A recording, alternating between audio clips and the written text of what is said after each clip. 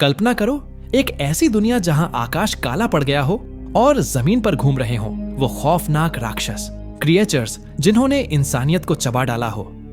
बचे खुचे लोग छिपते भागते बस सांस लेने की जद्दोजहद में। इसी तबाही के बीच शुरू होती है ब्लेयर की कहानी। एक युवा लड़की जो एक वीरान पुराने घर में अकेली रह रही है। वह महीनों से किसी इंसान से नहीं मिली है और उसकी जिंदगी का एकमात्र मकसद खुद को बचाना है। उसका अकेला साथी एक वॉकी टॉकी है जिसे वह रोज देखती है, इस उम्मीद में कि कभी तो कोई दूसरा इंसान उससे संपर्क करेगा। एक दिन हिम्मत जुटाकर ब्लेयर अपने ठिकाने से बाहर निकलती है और भटकते हुए एक अजीब सी जगह पर पहुंचती है। यह जगह किसी पुराने मानव शेल्टर जैसी दिखती है जहां कभी लोगों ने पनाह ली होगी, पर अब वहां सन्नाटा पसरा है। जैसे ही ब्लेयर अंदर जाती है उसे कुछ कीमती सामान मिलता है, एक पानी की बोतल और कुछ दवाइयां। वह तेजी से उन्हें अपने बैग में रखती है, लेकिन तभी उसे एहसास होता है कि कोई और भी वहां मौजूद है। डर के मारे वह बिना देर किए वहां से भाग निकलती है और अपने ठिकाने पर सुरक्षित वापस आ जाती है। वापस आकर उसकी जिंदगी फिर से उसी सामान्य रूटीन में ढल जाती है, खाना, किताबें पढ़ना और वॉकी टॉकी को निहारना। उसे पता है कि इस उजड़ी हुई दुनिया में यह उम्मीद शायद ही पूरी हो। दूसरी ओर ब्लेयर से बहुत दूर टॉमी नाम का एक लड़का भी अपनी जान बचाने के लिए संघर्ष कर रहा था। अचानक उसके ठिकाने पर खतरनाक क्रिएचर्स धावा बोल देते हैं। जान बचाने की हड़बड़ी में वह भागता है और इस दौरान उसका जरूरी सामान से भरा बैग गिर जाता है। अपनी जान को प्राथमिकता देते हुए वह बैग को छोड़कर एक सुरक्षित जगह पर छिप जाता है और पूरी रात डर के साए में गुजारता है। सुबह होते ही टॉमी हिम्मत करके वापस उस जगह जाता है जहां उसका बैग गिरा था। वह उसे उठाता है और तुरंत किसी नई सुरक्षित जगह पर जाने का फैसला करता है। उसके पास भी एक वॉकी टॉकी था। हताश होकर वह उससे किसी से संपर्क करने की कोशिश करता है और किस्मत से उसका यह प्रयास सफल हो जाता है। वह ब्लेयर से जुड़ जाता है। इतने लंबे समय बाद किसी इंसान की आवाज सुनकर दोनों को असीम राहत मिलती है। टॉमी ब्लेयर को बताता है कि वह एक पुराने बाण खेत में बना बड़ा छप्पर भंडार के ऊपर फंसा हुआ है और नीचे क्रिएचर्स मंडरा रहे हैं। ब्लेयर तुरंत उसे तुरंत बचने का उपाय बताती है। बाण में एक खिड़की है जिससे वह सुरक्षित बाहर निकल सकता है। टॉमी उसकी सलाह मानता है और खिड़की के रास्ते से बच निकलता है। इस तरह ब्लेयर की मदद से उसकी जान बच जाती है। अगली सुबह सुरक्षित बच निकलने की खबर पाकर ब्लेयर बेहद खुश होती है। टॉमी उत्सुकता से उससे पूछता है कि वह कहां है। ब्लेयर बताती है कि वह एक वीराने पड़े पुराने घर में रहती है और खतरों के कारण ज्यादा दूर जाने की हिम्मत नहीं जुटा पाती। टॉमी ब्लेयर को अपने आगे के प्लान के बारे में बताता है। वह कहता है कि दूर पहाड़ की एक छोटी है जहां उसकी फैमिली पहले रहती थी। उसे लगता है कि वहां जाकर वे पूरी तरह सुरक्षित रहेंगे और शायद वहां क्रिएचर्स भी ना हो। ब्लेयर यह सुनकर उत्साहित हो जाती है।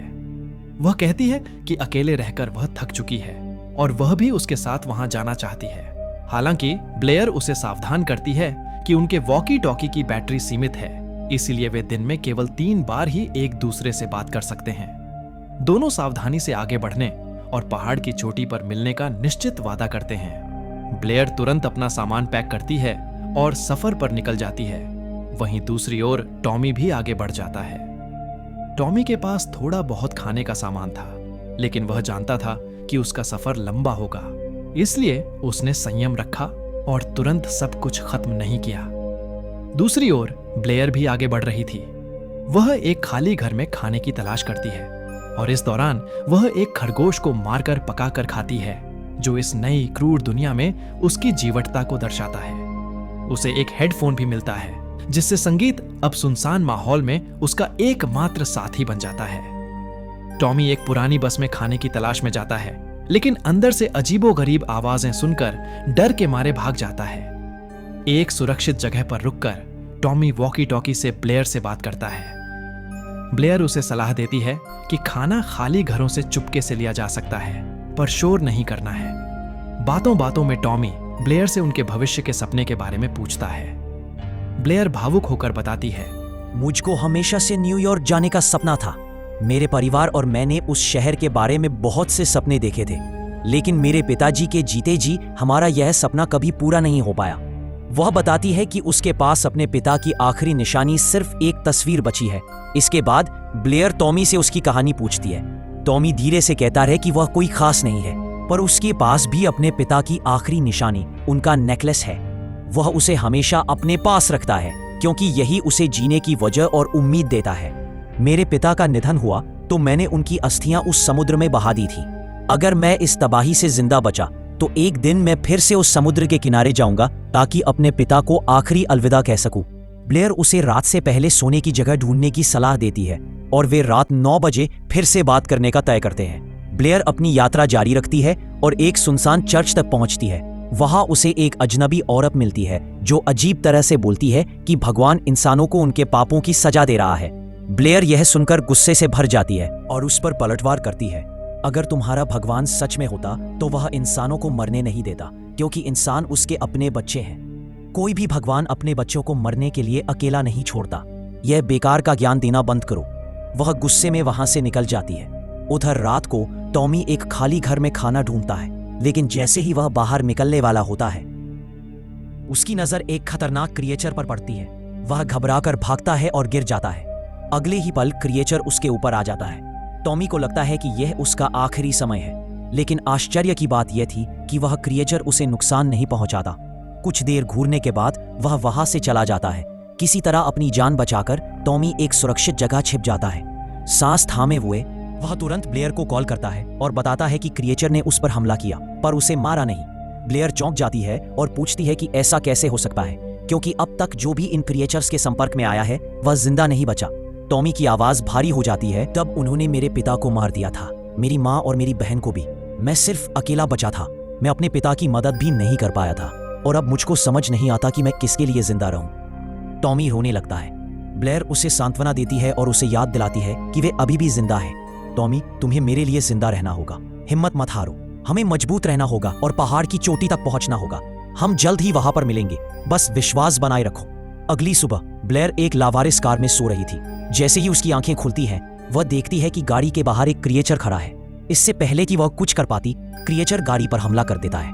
हिम्मत दिखाते हुए ब्लेयर खिड़की की मदद से उस पर वार करती है और किसी तरह से उसे मार गिराती है। इस संघर्ष के बाद वह भावनात्मक रूप से टूट जाती है और रोने लगती है। खुद को संभालने के बाद वह टॉमी से बात करती है। टॉमी, अभी अभी मेरे ऊपर एक क्रिएचर ने हमला किया, लेकिन सबसे डरावनी बात यह है कि यह हमला दिन के उजाले में हुआ है। पहले ये क्रिएचर सिर्फ रात में बाहर आते थे, लेकिन अब वे सीख रहे हैं और इवॉल्व हो रहे हैं। यह हमारे लिए बेहद खतरनाक हो सकता है। टॉमी भी चिंतित हो जाता है और कहता है कि उन्हें अब और तेजी से आगे बढ़ना होगा। वह लगभग 1.5 दिन में चोटी तक पहुंचने की उम्मीद जताता है और ब्लेयर को जल्द से जल्द वहां पहुंचने के लिए कहता है। उन्हें किसी भी कीमत पर जिंदा रहना होगा। ब्लेयर अपनी यात्रा जारी रखती है और एक रेलवे ट्रैक तक पहुंचती है। वह थोड़ी देर बैठती है और अपना कैमरा निकालकर फोटो खींचने लगती है। यह उसकी आदत बन चुकी थी, हर पल को कैद करना ताकि उसे लगे कि वो अब भी जिंदा है और शायद अब भी इंसानियत बाकी है। उधर टॉमी एक घर में जाता है जहां घोड़ों का अस्तबल भी था। वहां उसकी मुलाकात एक कमजोर और भूखी लड़की से होती है। वह लड़की टॉमी से उसका बैज छीनने की कोशिश करती है और हमला कर देती है। टॉमी छिप जाता है, लेकिन तभी वहां एक और क्रिएचर आ जाता है। लड़की चीखती है और क्रिएचर के चुंगल में फंसकर मर जाती है। टॉमी बिना वक्त गंवाए वहां से भाग निकलता है। टॉमी ब्लेयर से संपर्क करने की कोशिश करता है, पर कोई जवाब नहीं मिलता, क्योंकि ब्लेयर भी एक खतरे में फंस चुकी थी। रेलवे ट्रैक से आगे बढ़ते ही एक क्रिएचर उस पर हमला कर देता है। बचने का कोई रास्ता न देखकर वह लड़ने के लिए तैयार हो जाती है। तभी एक बूढ़ा आदमी अचानक वहां आता है और अपने हथियार से उस क्रिएचर को मार देता है। वह आदमी, जिसका नाम बाद में जेम्स पता चलता है, ब्लेयर को अपने घर ले जाता है। वह उसकी चोटों पर पट्टी बांधता है और उसके लिए चाय बनाता है। ब्लेयर कृतज्ञता से पूछती है, तुमने मेरी मदद क्यों की? जेम्स मुस्कुराते हुए कहता है, इसके अलावा मैं और क्या कर भी सकता था। जेम्स बताता है कि पहले उसकी पत्नी भी उसके साथ थी, पर क्रिएचर्स ने उसे मार दिया। अब वह बस यही सोचकर खुद को समझाता है कि कम से कम उसे इस नर्क से छुटकारा तो मिल गया। ब्लेयर वॉकी टॉकी ऑन करती है और टॉमी को जेम्स के बारे में बताती है।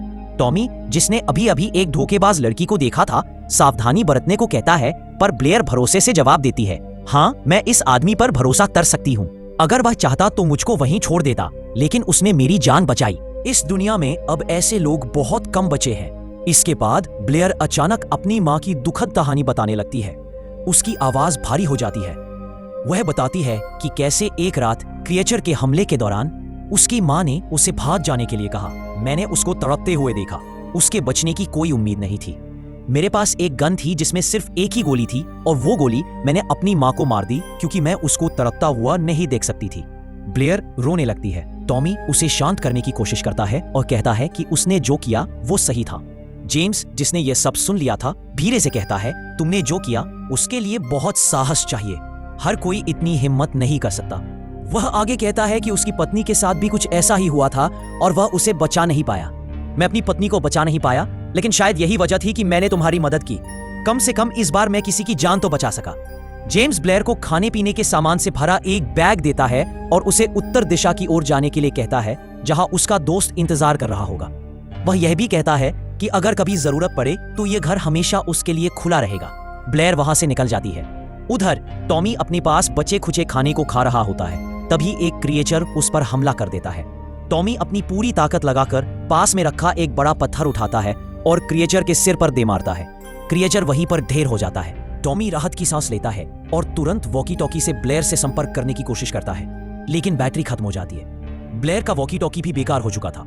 हार मानने की बजाय दोनों अपने अपने सफर पर आगे बढ़ते हैं। टॉमी एक घर तक पहुंचता है और सो जाता है। अगली सुबह दरवाजे पर किसी के खटखटाने की आवाज आती है। वह चौंकन्ना होकर उठता है और दरवाजा खोलता है। सामने ब्लेयर खड़ी थी। महीनों के संघर्ष के बाद यह पल उनके लिए किसी जीत से कम नहीं था। उनकी आंखों में राहत और खुशी झलक रही थी। उन्होंने एक दूसरे को गले लगाया और लंबी बातचीत करने लगे। ब्लेयर मुस्कुराकर कहती है, अब हमें और कहीं जाने की जरूरत नहीं है। हम यहीं रहेंगे और अपनी दुनिया यहीं बसाएंगे। टॉमी जवाब देता है, अगर हम साथ हैं तो हमें किसी भी चीज का डर नहीं है। लेकिन उनकी खुशी ज्यादा देर तक टिक नहीं पाती, क्योंकि अचानक दो क्रिएचर्स उनकी ओर बढ़ने लगते हैं। घबराकर दोनों घर के अंदर भागते हैं और दरवाजा बंद कर लेते हैं। ब्लेयर खिड़की से झांक कर देखती है और कहती है कि अब ये क्रिएचर दिन में भी हमला करने लगे हैं और इवॉल्व हो रहे हैं। उनके पास समय नहीं था। दोनों बिना वक्त गंवाए गैस सिलेंडर्स ऑन कर देते हैं और जैसे ही क्रिएचर्स दरवाजा तोड़कर अंदर आते हैं, दोनों आग लगा देते हैं। एक जबरदस्त ब्लास्ट होता है और पूरा घर जलने लगता है। टॉमी और ब्लेयर पिछले दरवाजे से बाहर निकल जाते हैं और अपने एकमात्र ठिकाने को जलते हुए देखते रहते हैं। टॉमी हार नहीं मानता और कहता है, कोई बात नहीं, हम एक और घर बना लेंगे। तभी राहत की सांस लेने से पहले ही पहाड़ों से एक और डरावनी आवाज गूंजने लगती है। दोनों ऊपर देखते हैं। उनके चेहरे पर डर साफ झलक रहा था। टॉमी और ब्लेयर एक दूसरे की ओर देखते हैं। वे जानते थे कि यह खतरा पहले से कहीं ज्यादा बड़ा है, लेकिन अब वे यह भी जान चुके थे कि अगर वे एक दूसरे के साथ हैं तो किसी भी खतरे का सामना कर सकते हैं। यही जज्बा इस कहानी को समाप्त करता है, यह सवाल छोड़कर कि क्या वे इस नए बड़े खतरे से बच पाएंगे या नहीं।